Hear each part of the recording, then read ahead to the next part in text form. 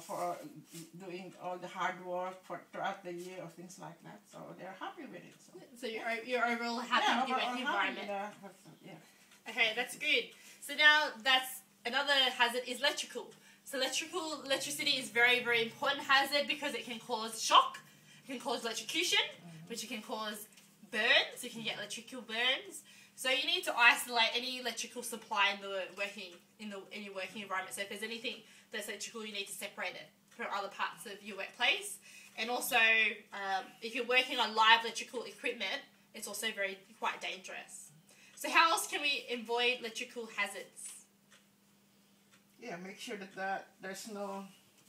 How do you call this one? The power points? The cords? The cords are... Yeah, so you need to make sure that it's the cables are secured. Yeah, they're secured. And there's also a cover. You can also get a cable cover. Yeah, they already have cover there because it's newly renovated. So that you don't see much with the cords. But I still see them.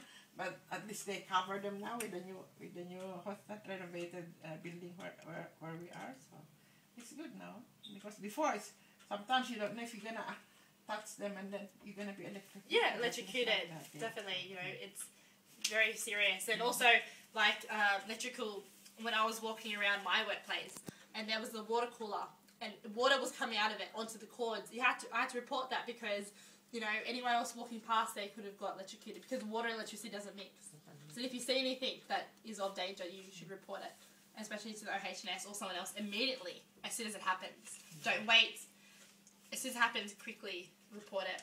Again, noise is also, that's part of the working environment. You might not be happy with the noise, but also noise in itself is a major hazard because unwanted noise.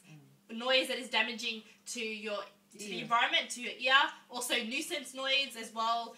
Loud industrial noise like construction sites. So every time you go to a construction site, they always have personal protective equipment, which is such as earmuffs. So that's one way that they protect themselves from noise as well. So every time you see it, and they also have boots and etc. So if continuous is what will cause the damage to the ear. So once off, there won't be as much damage, but if it's continuous, every day your working environment is noisy, your ears will be damaged. Your hearing will lead to hearing loss, and it can lead to tinnitus, which is a form of ringing in the ears. So Kevin, in your working place in the sawmill, what type of noise, hazard that you think noise had? The noise of the saws cutting the timber was the main problem. Yep. And we had the front end loaders out the back loading the logs into the sawmill. It's another noisy thing as well. And the chainsaws cutting the timber into the right length before they went in the sawmill. And we had the planer sheds. They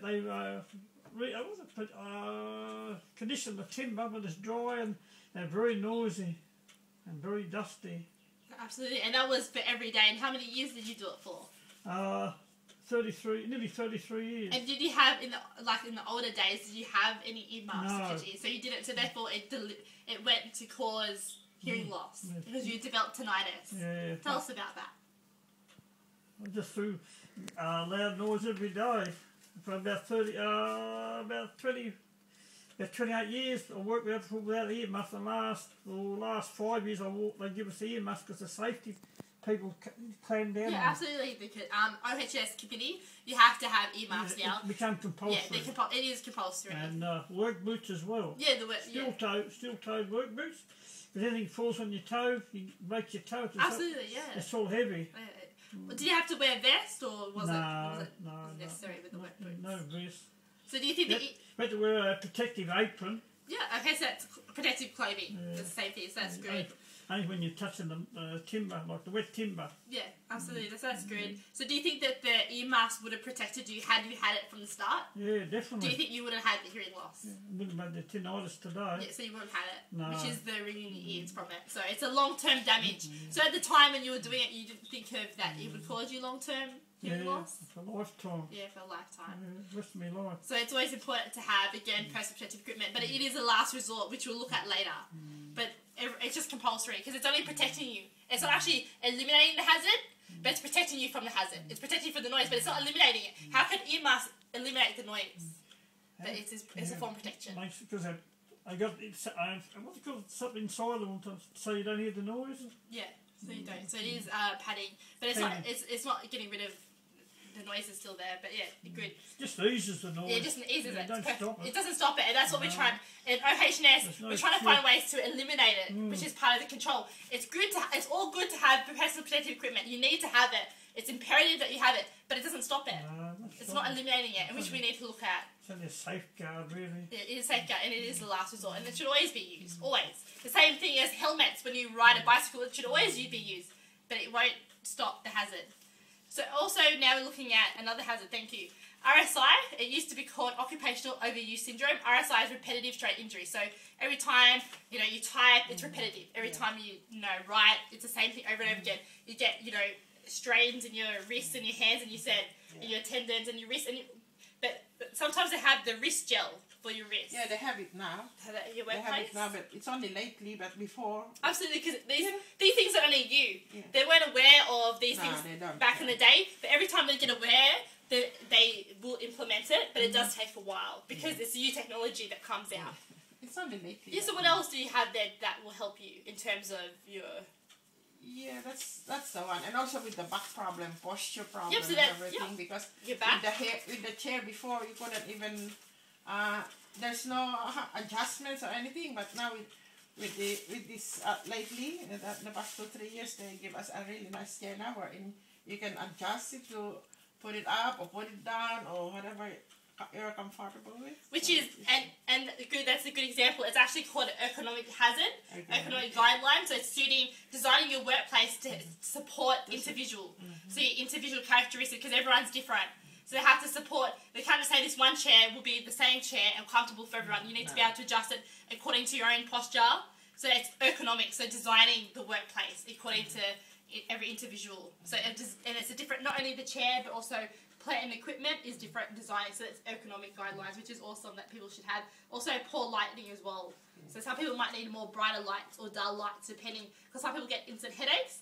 They might have to be away from different lights. They can't absorb too much light. So it's different. Ergonomics is changing the workplace to suit every worker. Every worker is different. So that they're trying to implement that, which is good. Because a lady came to the office one time and She's part of OH&S. Yeah, so ergonomics. She wants to have a look at the chairs, how we sat in the chair, and how we have this thing to put it in when we copy some documents. And there's a stand where you can put a document there and you can just Oh, that's good. Yeah, which is good. It's a certain distance from your eye, because that can also Yeah, that's cause... what she said. So you just put it here, and then you would know that you're comfortable, and you can just type.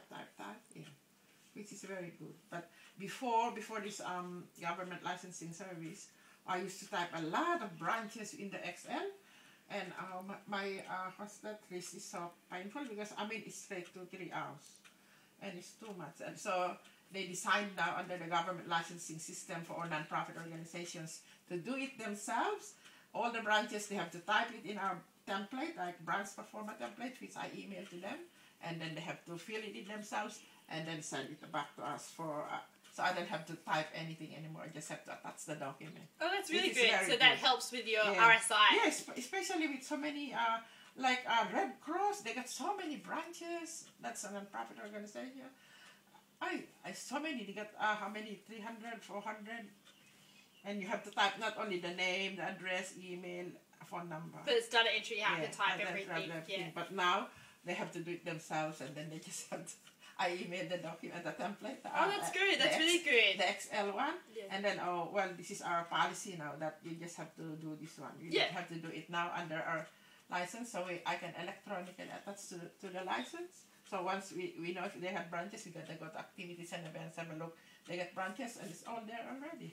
This is very good. Yeah, that is good. Because it does It save helps. that strain. Yeah, it definitely does help. It helps a lot. It helps a lot. So it's good that your workplace is always trying to find ways to help with these hazards, overcome them, and always find new ways according to the policy. Yeah, definitely time consuming, and also it strains and pains. And it's not, but that's not the only thing that you do. Like absolutely, branches, so there's other things to do. I got this gel here near the what's that now, but I don't type much with the branches. So. But the gel will still help for still help future. With the what's that, because he help you with the what you type. There's a what's that there, and then the gel in the or the, how do you call that, mouses? With a mouse, is a gel pad. Yeah. And also like keypads, keyboards also have the stand. Yeah, usually have the stand for that. Ah, yeah, and also your footstool, your footrest. I have a foot